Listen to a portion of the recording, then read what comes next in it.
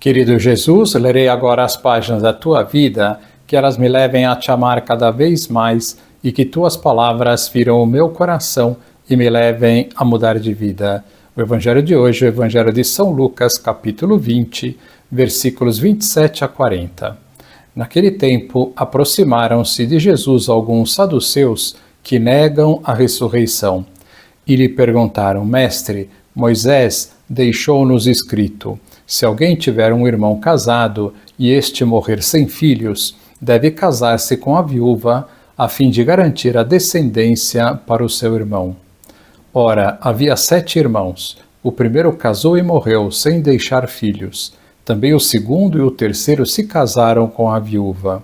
E assim os 7. Todos morreram, sem deixar filhos. Por fim, morreu também a mulher. Na ressurreição, ela será a esposa de quem?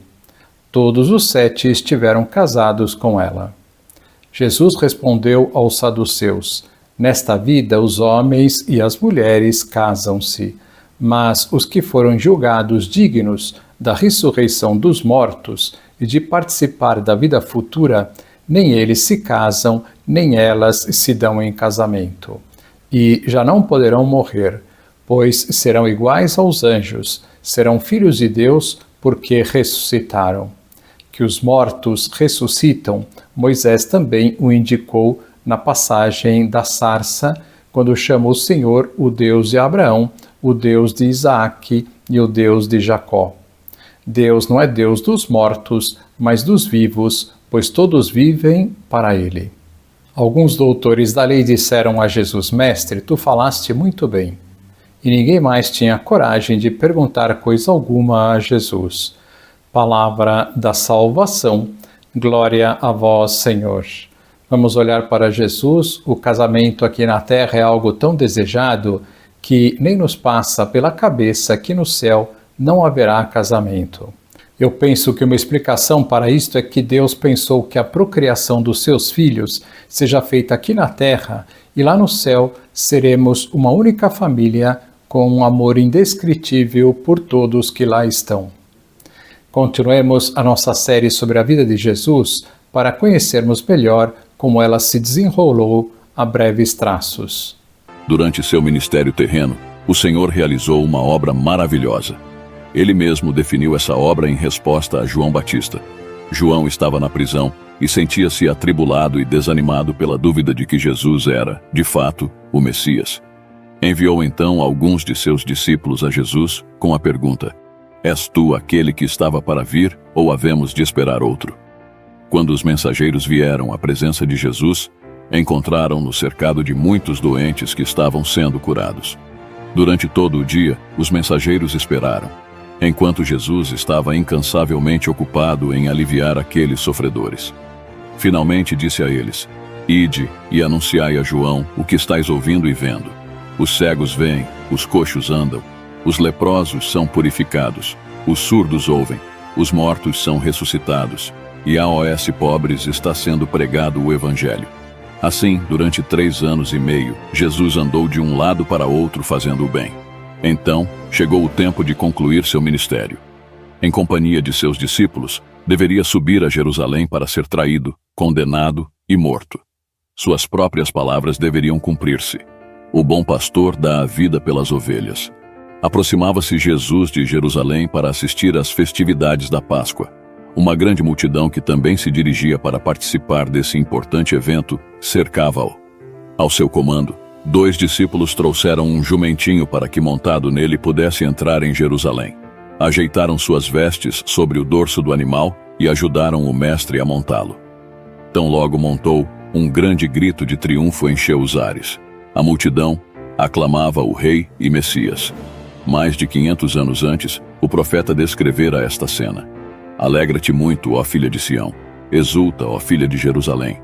Eis aí te vem o teu rei, justo e salvador, humilde, montado em jumento, num jumentinho, cria de jumenta.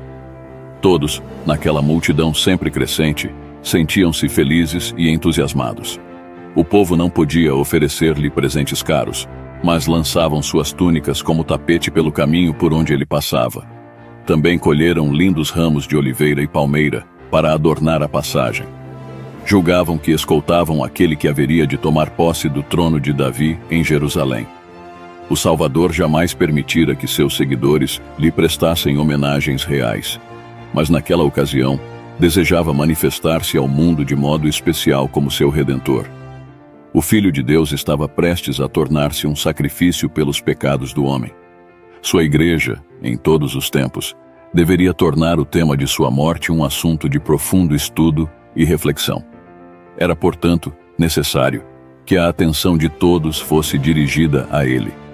Após uma cena como essa, sua crucificação e morte jamais poderiam se ocultar do mundo. Era desígnio de Deus que cada evento dos últimos dias da vida do Salvador fosse marcado de modo tão acentuado que nenhum poder pudesse apagar sua memória. Na grande multidão que cercava o Salvador, havia evidências de seu poder de operar milagres. Os cegos, a quem devolvera a visão, abriam caminho. Os mudos, cuja língua ele soltara, exclamavam os mais altos brados de louvor. Os inválidos, a quem curara, saltavam de alegria, e eram os que mais se apressavam em colher ramos de palmeira para acená-los diante dele. As viúvas e órfãos exaltavam o nome de Jesus por causa de suas obras de misericórdia em favor deles. Os leprosos, que tinham sido curados por uma palavra, estendiam suas roupas no caminho. Os que haviam sido chamados dentre os mortos pela poderosa voz de Jesus estavam lá. E Lázaro, cujo corpo havia apodrecido no sepulcro, desfrutava agora de todo o vigor de sua juventude, acompanhando a multidão que seguia o Salvador a Jerusalém. À medida que mais pessoas uniam-se à multidão, contagiavam-se pela inspiração do momento e uniam-se a gritos que ecoavam de colina em colina e de vale em vale. Hosana ao Filho de Davi, bendito o que vem em nome do Senhor. Hosana nas maiores alturas.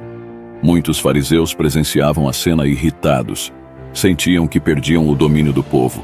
Tentaram silenciar a manifestação com toda a sua autoridade. Porém, suas ordens e ameaças só aumentavam mais o entusiasmo do povo. Sentindo que não podiam controlar a multidão, abriram caminho entre ela e aproximaram-se de Jesus, dizendo: Mestre, repreende os teus discípulos. Disseram que tais aglomerações tumultuadas eram contra a lei e proibidas pelas autoridades. Jesus, porém, lhes respondeu: Asseguro-vos que se eles se calarem, as próprias pedras clamarão. Essa cena de triunfo era desígnio do próprio Deus, pois havia sido predita pelos profetas, e nenhum poder terrestre poderia impedi-la. A obra de Deus seguirá sempre em frente a despeito de os homens tentarem impedi-la ou destruí-la. Que lição nós podemos tirar de hoje? Não nos cansemos de contemplar a vida de Jesus e cada um dos seus gestos e palavras. Agora vos dou a bênção para este dia, a bênção de Deus Todo-Poderoso, Pai, Filho e Espírito Santo, esteja sempre convosco e permaneça para sempre. Amém.